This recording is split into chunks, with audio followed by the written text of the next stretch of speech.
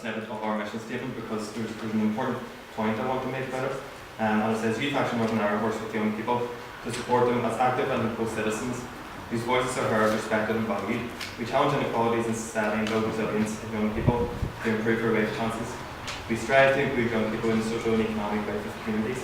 We do this by targeting social need, working in partnership with communities and with those young people who are most deprived of and excluded from resources.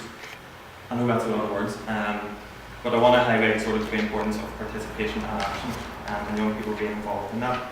I just finished my postgraduate diploma in the University of Ulster, and as part of it I wrote an essay on what we call participation, and I don't want to patronise anyone in the room, I'm sure everybody knows what it is, but I struggled a bit with the definition because in the first 2 pages of the essay I think I included 6 or 7 different definitions of participation. The one that I found most useful, and it's sort of short and snappy, and it's from UK Youth, and they say, participation is the dialogue between adults and young people as equal partners in a process where decision making occurs and change happens. So the 3 important bits of that for me are that young people and adults are equal partners. It's not also young people or young people necessarily fighting something, but it's working as equals. And then where decision making occurs and change happens, so there has to be action that comes from this. There's no point sitting with a group of young people on a youth committee or whatever you want to call it, and then talking about issues that affect them for an hour and a half and then leaving the room and nothing coming from it, which I think happens quite often, certainly in New York. So I think we need to be wary of that and follow up.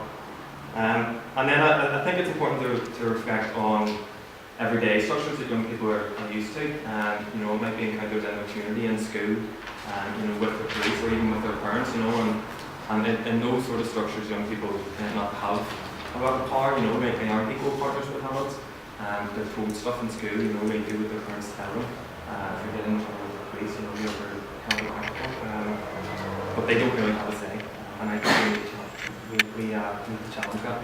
And one quick point that I want to make, in the organisation, we really try to encourage critical thinking amongst young people. And if you think about young people as in children, and even babies, from a very, very young age, they're all thinking and they're all asking, why is this? Why do I have to do that? What's that? What does that mean? And young people hit their teens, and that's sort of, for a lot of reasons that tends to be suppressed, and young people stop asking why and stop pressuring things. And I know that's not the case widespread, but it's something that we need to be aware of, and something that we need to challenge. So I don't want to talk about my project too much, but like Matt said, it's called Champions for Change, and we try to work on a multi-level approach, and what we do is work with groups of young people in their own communities, and we try to work with community groups and residence groups as well, so there's a real focus and a real drive. And everyone in the community is working towards the same thing. We also work on a strategic level with our Youth Work Strategy Partnership, which again is a lot of words that may not mean much. But what we sort of do is bring together lots of people from across the area, nearly more than Armagh. It's quite a wide geographical area. We work with young people. And we share our work, we share our learning, and we share what direction we're going in. And if my work can complement someone else's, then there's a couple of people already have touched on the importance of partnerships and working together, and real effective work can come from that. So two sort of the main parts of my project, Champions for Change. We run, as an organisation, what we call Let's Talk dialogue events, and what they're about is sort of young people coming together and exploring different issues. So I think we've had 16 or 17 so far. We've had Let's Talk Homelessness, Let's Talk Policing. Most recently we had Let's Talk Sharing in Armagh. And that was it was not only hosted by young people, it was planned by young people. It was hosted by them, and it was actually facilitated by them as well. So these young people sort of came together, explored their own thoughts and feelings, came up with a plan for a day, brought 50 young people together, bussed them in to Armagh, and facilitated workshops with these young people. I think we facilitated 4 workshops altogether here today, and the young people moved around all these different workshops. But they were workshops facilitated by young people. The young people hosted it, they funded it. I did nothing on the day apart from at the very end I got up and said, thank you to not the young people who attended, because they've been thanked by the young people who organised it, but I felt like I had to thank and give credit to the young people who organised it most of it. And what those young people are also involved in, which is another key part of the project, is a peer research initiative where they're going out, and we'll get some grounds and example of that, but they're going out and doing bits of peer research and consultations with other young people in the area about issues that matter to them. And I think it helps that it's young people doing that with other young people. You know, it's all around us going out as practitioners and chatting to young people, and we've heard a lot about these guys of these work practitioners and how great we are. And I agree, because I'm great as well. But when it's young people doing that, it's sometimes a bit more organic and a bit more, you know, there's a real drive and a real hope in that energy that you get from young people. Sometimes, you know, sometimes it's not, you don't get it with youth workers. A lot of the time you do, but when young people come together in a group, I think you'll all agree there's a natural energy there and a real drive. And if that translates in the drive towards change and inclusion and equality, then perfect. So I think it's important, you know, in both these initiatives that we really trust young people, and that we not only include them in, you know, coming in and taking part and, you know, saying anyone can take part, but that they're driving that inclusion, and that we sort of work with them, get a big say earlier, that we work with them as the co-partners. We recently done residential, you know, with these peer researchers, where we delivered some training to them, and there were 3 groups, you know, from Armagh, from Monaghan, and from the Greater Belfast area. And the group I brought was from Armagh, but we worked with the whole group, and at the end I sort of took them away and said, guys, how do you think that went? What worked, what didn't work, what would you change? And we got loads of great feedback. But one thing, you know, 2 things I said. One young woman said, you know, I think it's really great and really important that you're asking us this, because, you know, it makes us feel like we're really contributing, and it's important to know what we think as well. But the other thing she said was, you know, what do you think? How do you think it went? And what would you do differently? You know, so I think that for me that was a really good example of us like working as equal partners. You know, it wasn't me driving it, it wasn't them driving it, we were working together. I'm nearly there. So some of the challenges that we come up against. You know, we get talked about, sorry I should say, we involve decision makers and MLAs and politicians.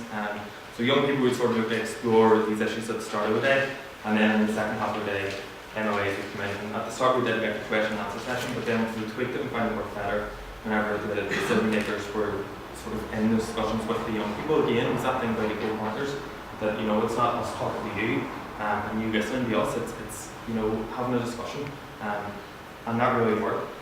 You know, so one of the challenges is actually getting the politicians there and getting them to sign up and engage. You know, we're obviously all very busy. So it is difficult sometimes to get a commitment from.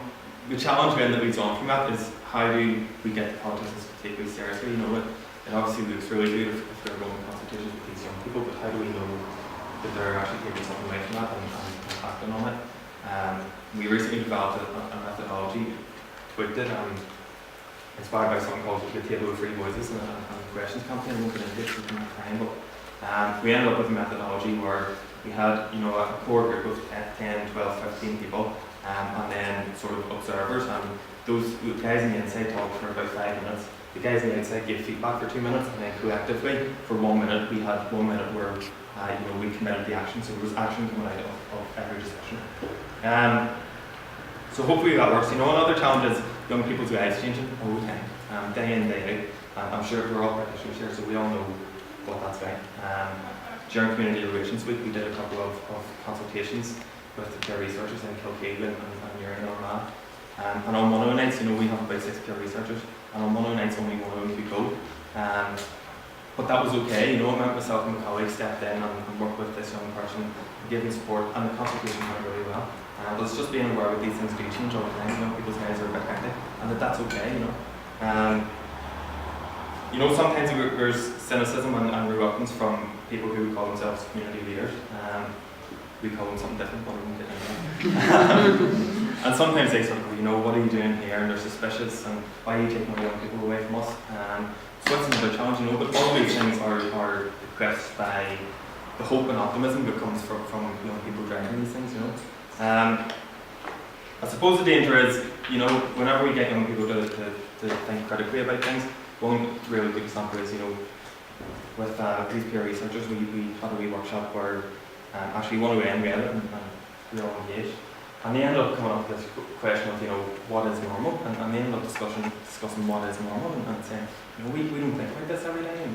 And, we say normal and, that's not normal, but what is normal? And, it was getting them to really think critically, and that led on to think about other things, So there's a danger that the young people can become what we would maybe call civic slugs. And they're championing these things, but they're sitting there and not talking about it, but not doing much about it. So we need to make sure that action follows, and would help the young people inspire themselves to go to action. I'll just finish on a quote from Paulo Coelho, I'm sure a lot of you are familiar with. Paulo Coelho said, "Washing one's hands of the conflict between the powerful and the powerless means to side with the powerful, not to be neutral."